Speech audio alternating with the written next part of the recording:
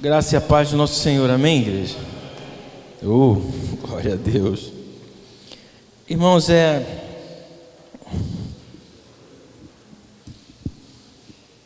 Deus seja louvado por mais uma oportunidade da gente poder estar meditando na palavra dEle.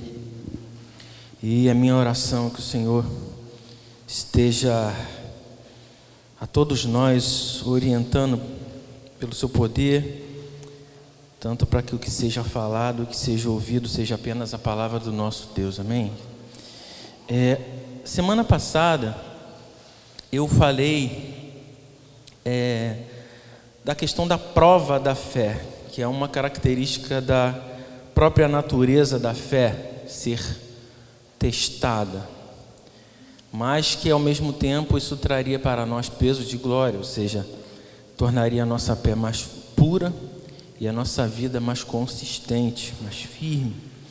Então falei de fé e vou falar de fé hoje e no próximo domingo, uma série de 3 domingos aí pela manhã que eu vou estar falando de fé. Então falei da prova de fé. Hoje eu quero falar sobre o testemunho pela qual a nossa fé se baseia. Porque a fé cristã, ela é única na mensagem dela em termos de religião no mundo.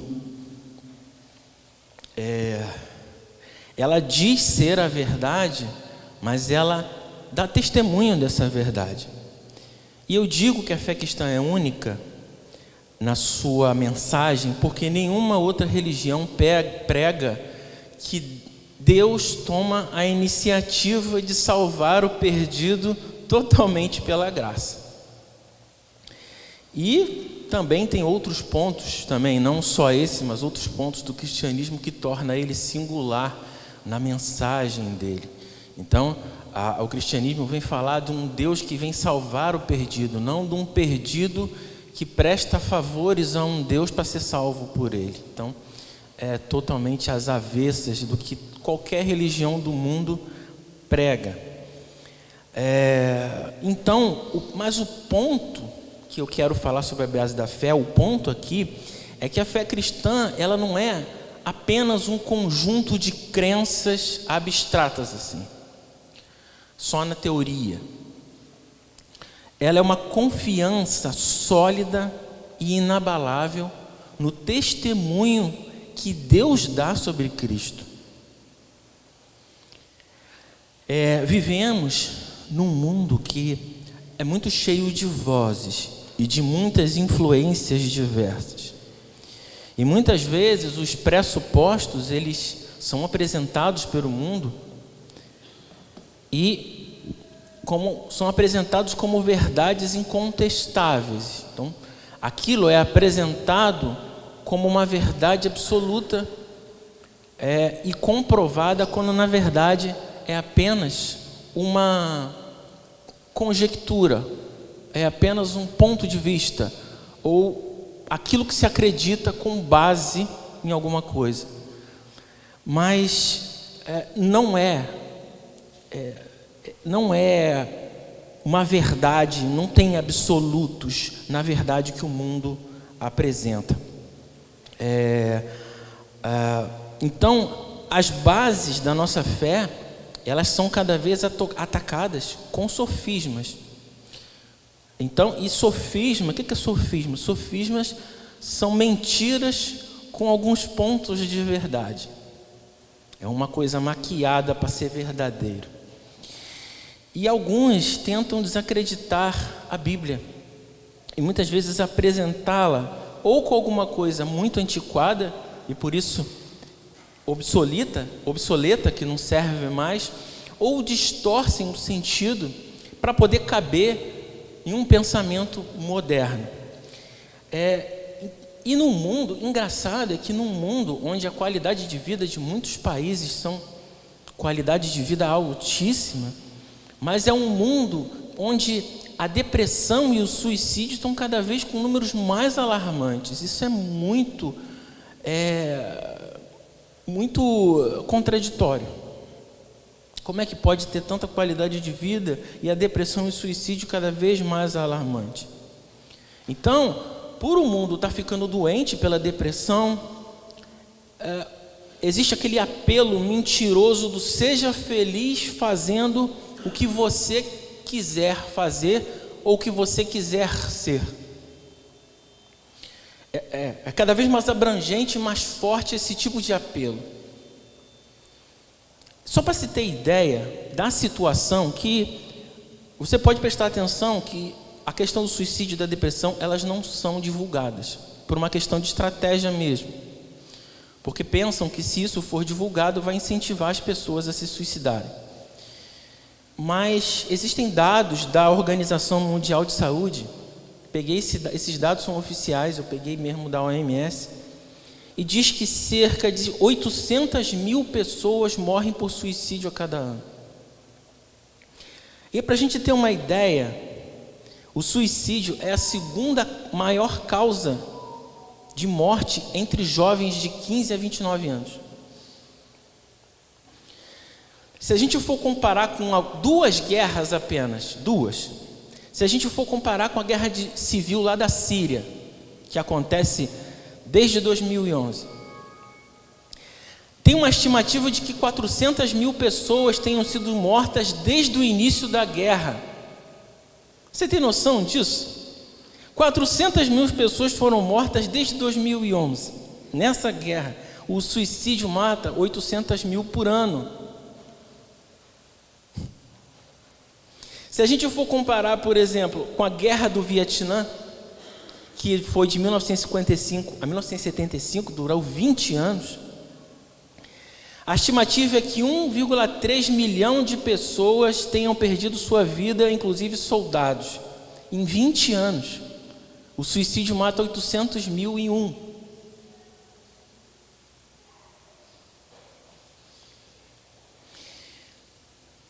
Por isso que a gente tem, por essa e por outras razões, a gente tem que estabelecer bases para a nossa fé. Nos munirmos dos testemunhos e das evidências. É claro que a fé não precisa de evidência, a fé ultrapassa. Mas por uma questão deles crerem. Não nós. Jesus falou isso, né? Estou contente por não ter estado lá, para que vocês creiam. Disse isso para que vocês creiam. O fato da gente se munir dos testemunhos e das evidências, que são bases da nossa fé, é para eles. É para que isso seja mais uma ferramenta, e é claro que é o Espírito Santo que convence, não um bom argumento, mas é para que a gente tenha uma ferramenta a mais para usar para a salvação. Porque a nossa fé, ela não é ilógica. A nossa fé, ela passa pela lógica, mas ela supera a lógica. Por quê? Porque ela passa pela lógica? Porque ela é verdade e se mostra na realidade das coisas no dia a dia e na vida. E por que ela supera a lógica? Porque Deus pode todas as coisas e está muito acima de qualquer pensamento humano. Então, nesse momento, nessa reflexão, a minha oração é que a intenção é examinar a importância desse testemunho, o testemunho de Deus. Em nossas vidas entendemos que a nossa fé não se baseia em especulação humana, mas sim na palavra infalível de Deus. A finalidade é renovar, com essa palavra, é renovar a nossa confiança no testemunho de Deus e reafirmar a solidez da nossa fé, e que o Espírito Santo venha nos iluminar e nos guiar nesse fortalecimento da nossa fé, para que a gente se aprofunde no testemunho e nos alegre com a certeza que essa verdade traz na vida da gente. Então, para isso, vamos abrir nossas Bíblias em 1 João, capítulo 5, versículos 9 e 10. 1 João 5.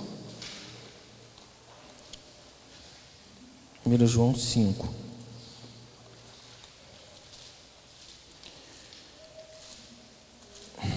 9 e 10. Se recebemos o testemunho de homens, se recebemos o testemunho dos homens, o testemunho de Deus é maior. Porque o testemunho de Deus é este, que seu Filho testificou. O testemunho de Deus é este, que de seu Filho testificou. Quem crê no Filho de Deus, em si mesmo tem esse testemunho. Quem a Deus não crê, mentiroso o fez, porquanto não creu nos testemunhos de Deus que Deus deu de seu Filho. Interessante, né? Ou seja, a última frase aqui é que quem não crê no testemunho que Deus deu de seu Filho faz de Deus um mentiroso, por não crer no testemunho que Deus dá de seu Filho. Então, esse versículo ele fala de 3 testemunhos. Ele fala do testemunho dos homens, se recebemos o testemunho de homens. Ele fala do testemunho de Deus, ele fala, o testemunho de Deus é maior. E ele fala que em si, quem crê no Filho, em si mesmo tem o testemunho. Ou seja, o testemunho dos homens, testemunho de Deus e o testemunho em nós mesmos. É esses 3 pontos que eu quero falar. Então vamos ao primeiro ponto. Ele diz, se recebemos testemunho dos homens. Ou seja, ele está dizendo de testemunhos de homens, né? Na história dos profetas e de pessoas que testemunharam, homens que testemunharam. Por exemplo, a gente pode ver em João 10:41, as pessoas falando de João Batista, tudo por quanto ele disse a respeito de Cristo, deste, era verdade. Então, tudo que o João Batista disse sobre Cristo era verdade, testemunho de homem. João também se coloca como testemunha. João 21:24 diz, João falando de si mesmo, é o discípulo que dá testemunho a respeito dessas coisas, as coisas que ele escreveu no evangelho dele. E sabemos que o seu testemunho é verdadeiro, testemunho de homens. O próprio Cristo falou que os apóstolos seriam suas testemunhas, testemunho de homens. E aí existem algumas perguntas que normalmente a gente se depara. Eu já me deparei com todas elas que eu for falar aqui, são só 3. Já escutei alguém dizer da Bíblia que a Bíblia foi alterada, ela não é, faz muito tempo, e esse testemunho aí já foi alterado. Mas a evidência nos diz isso? Falar qualquer coisa é mole, gente, fala sério. Falar qualquer coisa é fácil, eu quero ver vir com argumento, com base. Qual é a base disso? Não tem. Porque se você for olhar, ele não foi alterado. O Novo Testamento, ele é o livro com o maior número de cópias na história. Não existe nenhum livro que nem chega próximo do Novo Testamento, de número de cópias. E isso foi uma providência de Deus para preservar ele. Eu vou te explicar por quê. Imagina só que se tivesse apenas uma cópia e alguém guardasse, e aí essa pessoa vai lá e altera a cópia, como a gente ia saber se ele alterou? Não ia ter como. Mas se a gente tivesse uma cópia, a gente ia pegar essa outra cópia, ia comparar com aquele e falar, opa, isso não está aqui, isso daqui foi acrescido. as muitas cópias mantiveram a pureza do Novo Testamento, porque eles foram comparando todas as cópias existentes e viram o que está diferente em todas elas. E o que estava diferente? Apenas alguns artigos e pouquíssimos trechos. Ou seja, a Bíblia se manteve totalmente pura. E alguns livros do Novo Testamento, irmãos, eles foram escritos na década de 40 e 50 depois de Cristo, com base nos acontecimentos da década de 30, alguns anos só depois da morte de Cristo.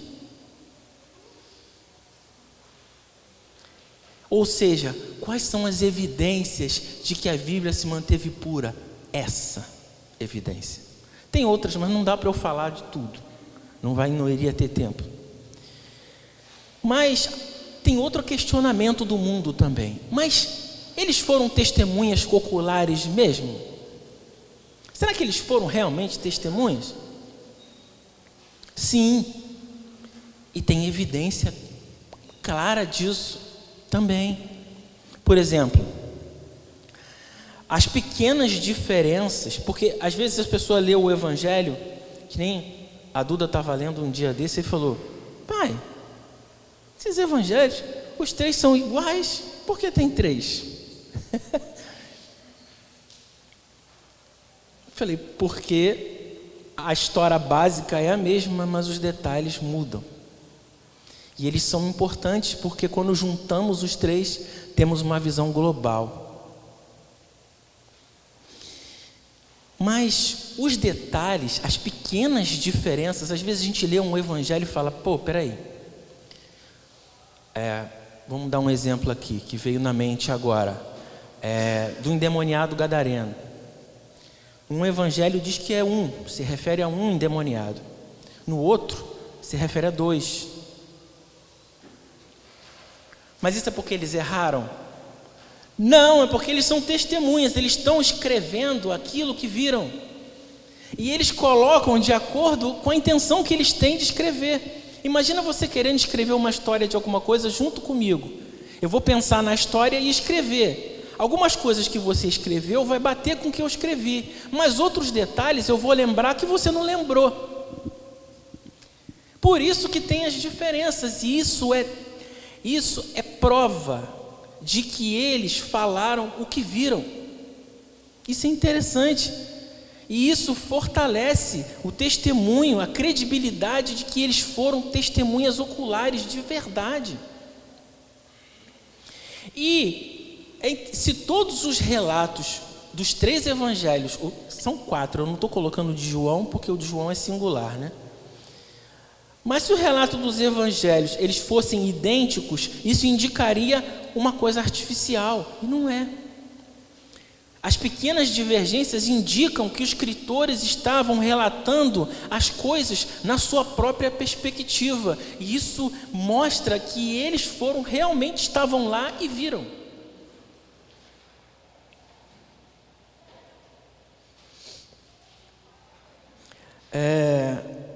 Mas tem uma outra pergunta. Mas aí você fala, tá, tudo bem, eles foram testemunhas, alguém diz. Mas será que eles não embelezaram as coisas? Será que eles não exageraram? Vamos às evidências. Não exageraram. Mas por que você está dizendo isso? Simples. Tem vários motivos. Um deles, porque eles colocaram detalhes embaraçosos deles mesmos. E colocaram também dizeres difíceis de Jesus, exigências de Jesus. E se eles quisessem inventar uma história, eles não colocariam essas coisas. Ou seja, a melhor explicação diante de alguém que escreve alguma coisa, que coloca detalhes embaraçosos deles mesmos e dizeres difíceis de Jesus, são que eles estão contando exatamente o que escutaram e o que viram. A melhor explicação é essa. É que eles estavam realmente interessados em dizer a verdade, com defeitos e com tudo.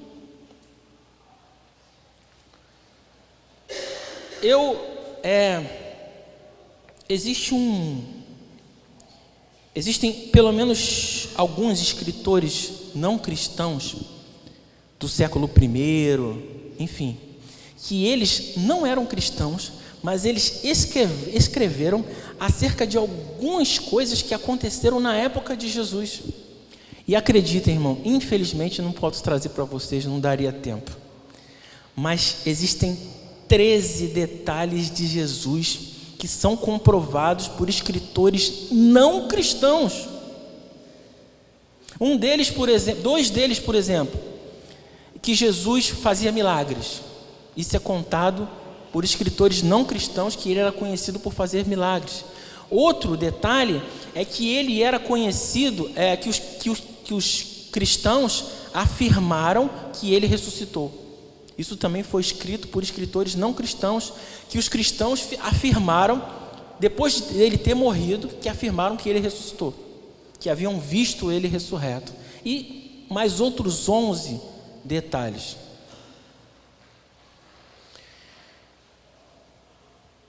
Isso tudo aponta que esses homens foram testemunhas oculares dessas coisas, que testemunharam para o mundo o que viram e o que ouviram. E a gente mais do que nunca pode olhar para a história e ver que isso realmente foi assim. Mas não apenas eles, mas milhões de outras pessoas no decorrer da história,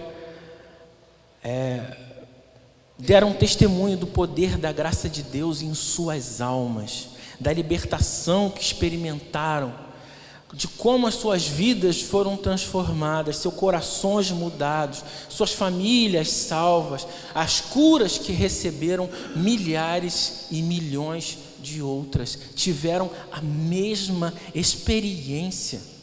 Esse é o testemunho de homens, mas um testemunho verdadeiro. Deus quis que os apóstolos e muitas outras pessoas fossem suas testemunhas, seus embaixadores, e fizessem o seu apelo de reconciliação por intermédio de Cristo para todo mundo, testemunhando da mesma experiência. E a gente não pode ignorar este testemunho, tanto os testemunhos dos apóstolos, porque ninguém morre por uma mentira. Se eles morreram afirmando aquilo, é porque era verdade. Era uma coisa que eles não podiam ter inventado. E isso é uma evidência. Testemunho dos homens sobre Cristo. Do que eles escreveram, do que eles viveram, do que eles experimentaram, do que eles fizeram. Mas tem um outro testemunho. No texto diz, o que o texto diz? O testemunho de Deus é maior. Então, testemunho de Deus. Qual é o testemunho de Deus sobre Cristo? A ponto do escritor dizer aqui,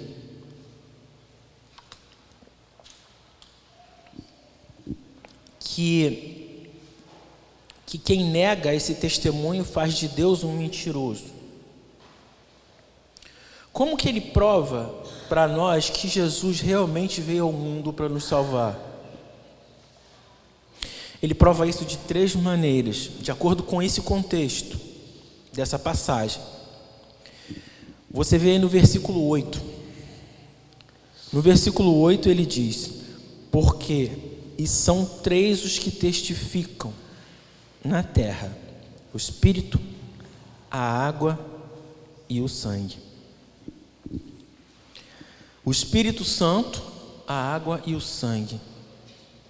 Ou seja, o Espírito Santo é testemunha de Deus, porque Deus presenteou a humanidade com seu Filho. Ele redimiu e é poderoso para salvar perfeitamente aquele que vai a Ele por meio de Cristo. e como prova disso é dado o Espírito. Hebreus capítulo 2, 3 e 4 diz: como escaparemos nós se negligenciarmos tão grande salvação? Essa é a salvação que primeiramente anunciada pelo Senhor, foi-nos confirmada pelos que ouviram, presta atenção.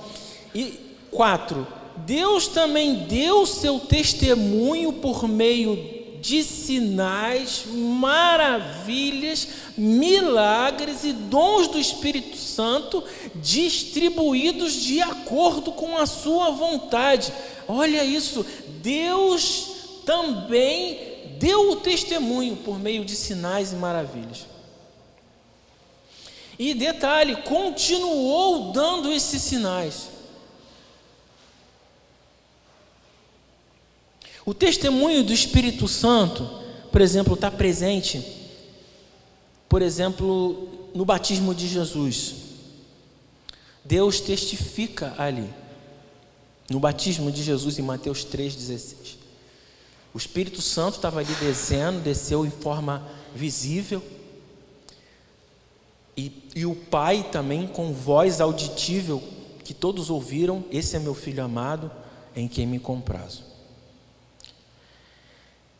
Os testemunhos do Espírito Santo também está no fato de Cristo ser dotado de muitas influências do Espírito, exatamente como foi predito que o Messias seria em Isaías 11, em Isaías 61, que o Espírito do Senhor está sobre mim e Ele me ungiu. Testemunho do Espírito. O Espírito Santo também deu testemunho de Cristo ser Messias após a ascensão de Cristo. O Espírito Santo ele desce aos apóstolos conforme prometido por Cristo durante o Pentecostes, e esse evento, ele capacita os apóstolos a proclamar a mensagem do Evangelho com poder, e levou à conversão de muitas pessoas ali em Jerusalém. E também ele também presta o mesmo testemunho em todos os outros avivamentos que ocorreram na história, na conversão de cada pessoa, de cada indivíduo que se torna cristão, convencendo no coração deles que Jesus é o Filho de Deus. Como Jesus disse, Ele não falará de si mesmo, porque receberá o que é meu. O Espírito testificando de Cristo nos filhos, nos nascidos de novo. O Espírito de Deus, ele sempre deu testemunho do fato de que Jesus é o Cristo, e continua fazendo e vai continuar a fazer até o fim, convencendo milhões de pessoas de que Ele foi enviado por Deus para redimir e salvar os perdidos. Esse é o testemunho de Deus, do Espírito. E a água? Como assim a água é testemunha de Deus? Do batismo. O batismo que simboliza a lavagem da regeneração e a pureza de vida que vem dessa regeneração. E a gente é chamado para se dedicar a Deus, e quando essa pureza começa a aparecer, ser evidenciada na nossa conduta, ela se torna uma prova convincente da verdade do cristianismo e do nosso direito à vida eterna, e é revelado por meio desse comportamento. O poder purificador do Evangelho, isso que é a água. Ninguém pode mudar o coração do homem, nem o homem se reformar. Já escutei muita gente falar: não, se ele é assim, vai morrer assim. Não, não vai. Só o Espírito Santo pode mudar até o caráter, pode mudar a essência da pessoa, pode mudar qualquer coisa na pessoa. O poder purificador do Evangelho é o testemunho de Deus sobre a verdade do Evangelho. Ele não transforma o caráter de pessoas quando o recebem. Isso aqui quer dizer o seguinte, enquanto você não recebe, ele não purifica, ele não gera a virtude da santidade. A água precisa te purificar para que gere em você a virtude da santidade. E seja em qualquer lugar, nas tribos mais selvagens que tem por aí, e eu já vi relatos de pessoas, missionários entre tribos canibais, que uma tribo inteira foi transformada. Entre os mais sofisticados da humanidade, ele torna o Evangelho um purificador para os corações e para a vida das pessoas, e assim dá o testemunho de que seu Filho é verdadeiramente Deus, e que seu Evangelho é verdadeiro. E isso não acontece com um esforço próprio, mas através do lavar regenerador do Espírito. E essa água torna em nós uma fonte que jorra para a vida eterna. Tá, tudo bem, a água é testemunho, o batismo. Mas e o sangue? A ceia do Senhor, que é designada como um memorial e testemunho do sacrifício de Cristo também até a segunda vinda dele, exibe o sangue de Cristo que nos expiou os pecados e exibe ele de geração em geração como causa do perdão dos pecados e de todas as bênçãos espirituais consequentes, concedidas, aos verdadeiros crentes. Então, tanto o batismo quanto a ceia podem ser considerados evidências da verdade do cristianismo, porque o batismo ele representa o que aconteceu conosco espiritualmente: morte para o mundo, renascimento para Deus. E a ceia do Senhor anuncia a morte do Senhor, quando a gente olha para a cruz que nos salvou. E muitas centenas de milhares de pessoas ao redor do mundo testemunharam que não encontraram paz de consciência até que contemplaram a cruz, olharam para as feridas de Jesus e então entenderam como Deus pode ser justo e ao mesmo tempo perdoar pecados. Onde quer que Deus conceda paz através do sangue de Jesus, esse sangue é testemunha junto com o Espírito, junto com a água, em nome de Deus, como se dissesse para nós assim, como se Deus dissesse para nós assim: olha, eu falei para vocês uma palavra de amor, essa palavra é o meu filho, eu o enviei com uma mensagem para as almas de vocês, como prova de que ele é a minha mensagem para vocês, uma mensagem de amor, uma mensagem de misericórdia, uma mensagem de perdão. Envio o Espírito Santo entre os homens e realizo uma obra de purificação entre o Filho dos homens. Eu concedo paz ao coração através do sangue de Jesus, o sangue do meu Filho, e esses três são meu testemunho sobre o meu Filho.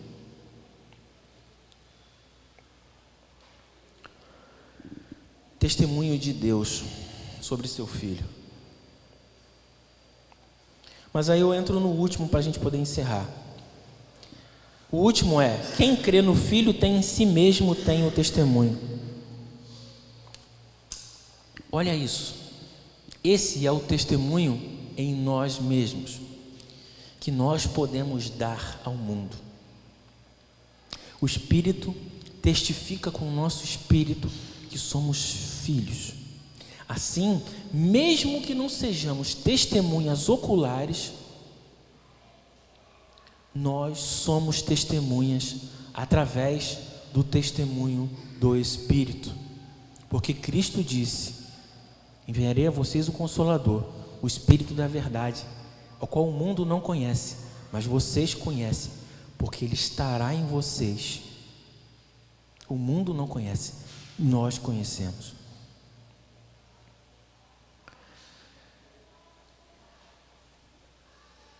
Então, pelo testemunho do Espírito, podemos dizer também que somos testemunhas da verdade do Evangelho no mundo, porque temos em nós mesmos esse testemunho. O Espírito Santo continua a dar testemunho no coração de todos os verdadeiros cristãos. Em 1 Coríntios 12:3, Paulo fala que ninguém pode dizer que Jesus é Senhor senão pelo Espírito Santo. Ninguém pode dizer que Jesus é o meu Senhor, tem senhorio na minha vida, se não for pelo Espírito Santo. A evidência dentro de nós, evidência interior, é levado pelo Espírito a acreditar no Evangelho. Aí o que acontece? Essa é o que acontece com o homem na salvação, né? Eles são levados a aceitar a evidência de Deus. Quando acredita no Evangelho. Então ele ouve que a expiação, que o perdão de pecados foi feito, e que todo aquele que nele crê em Jesus vai ter a vida eterna. Então, quando ele crê, ouve nisso e crê com todo o coração, ele é salvo. E aí, quando ele é salvo, ele se torna uma nova criatura, as coisas velhas já passaram, e aí ele começa a amar o que odiava e odiar o que amava. Ele passa a amar a Deus e passa a odiar o pecado. Ele agora sabe que não é apenas um testemunho externo, mas tem uma consciência dentro de nós de um nascimento maravilhoso em nós. Isso é um testemunho em nós mesmos. O homem então passa a desfrutar de uma paz que antes ele não conhecia, olhando ele mesmo para Cristo, em busca de perdão, e ele descobre que os seus pecados foram tirados, colocados nele, e o seu coração é aliviado de uma carga de medo, e esse coração então descansa, tornando para ele uma testemunha dentro dele. O que aconteceu comigo, né? A minha experiência, no caso, foi que eu vi o meu interior mudando, sem nenhum tipo de ação minha. A única coisa que eu queria era ser de Cristo, e na verdade eu nem sabia como. Aí uma família, sabendo que eu queria isso, me deu uma dica de uma igreja batista e me levou lá. E eu me lembro que eu fiquei 3 meses esperando o pastor fazer apelo, querendo me levantar a minha mão, e ele nada de fazer apelo. Chegou no primeiro mês, nada, segundo mês, o pastor não vai fazer apelo. No terceiro mês ele fez o apelo. Então, eu tinha um problema muito grande na época de autoaceitação, de aceitar a mim mesmo. E ele me curou. Ele me fez amar a mim mesmo e me aceitar como eu sou. Eu tinha, por exemplo, também muitos embates com o meu pai também. Ele fez eu enxergar o meu erro, pedir perdão. E falei com meu pai, me lembro na época, eu falei: pai, você me desculpa por todas as palavras que eu te disse. Ele estava sentado na sala, me lembro como se fosse hoje. De repente minha mãe nem escutou isso, está escutando agora. Mas eu falei para ele, pai, você me desculpa por tudo que eu disse. Então, eu estava vendo o meu interior mudando, vi meu interior sendo transformado, o meu coração, os meus interesses sendo mudados. E isso foi um testemunho para mim mesmo.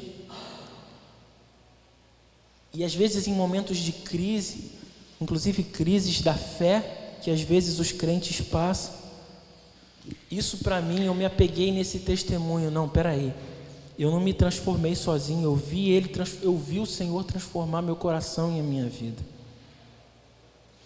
Então eu sou dele, mesmo com todos esses defeitos, ele me aceitou no Filho dele. Isso foi um testemunho para mim. Eu escutei uma história de um cristão que marcava do lado dos versículos da Bíblia dele um E e um C. Um E e um C. Aí alguém pegou a Bíblia dele e falou: que é isso aqui? E e C. E e C. Aí ele disse: experimentado e comprovado. Ele experimentou aquela promessa e comprovou que ela é verdadeira. A palavra de Deus, se experimentarmos e comprovarmos a palavra de Deus, a gente vai ter certeza da sua verdade. A palavra de Deus é provada e comprovada pelos crentes que a experimentaram na sua vida. E irmãos, olha, Deus responde às orações do seu povo, dá uma sensação de proximidade dele. E às vezes experimentamos alegrias grandes na sua presença, ou às vezes a gente sente um senso profundo de admiração, de contemplação, quando nos sentimos próximos dele por meio do Espírito. E essas experiências são poderosas e fazem que a gente creia e tenha certeza de que tudo isso é real. Por isso, aqueles que têm fé em si mesmos têm um testemunho único. E além do testemunho de Deus, que é o mais importante de todos, devemos aceitar para a salvação, precisamos aceitar o testemunho de Deus para a salvação. Não há nada que se compare ao testemunho interno da nossa própria experiência com o Senhor. E aí a gente começa a falar não daquilo que escutou, mas daquilo que viveu. Testemunhar de si mesmo, da sua experiência com Cristo, daquilo que Ele fez em você, daquilo que Ele fez em mim. Que esses testemunhos sejam a base da nossa fé, para que ela seja firme nesses testemunhos, firmes, sem aceitar nenhum tipo de outro, nem de engolir nenhuma outra verdade que o mundo apresenta para nós. Que Deus nos ajude a isso pelo seu Espírito, em nome de Jesus. Amém. Vamos ficar de pé e vamos orar.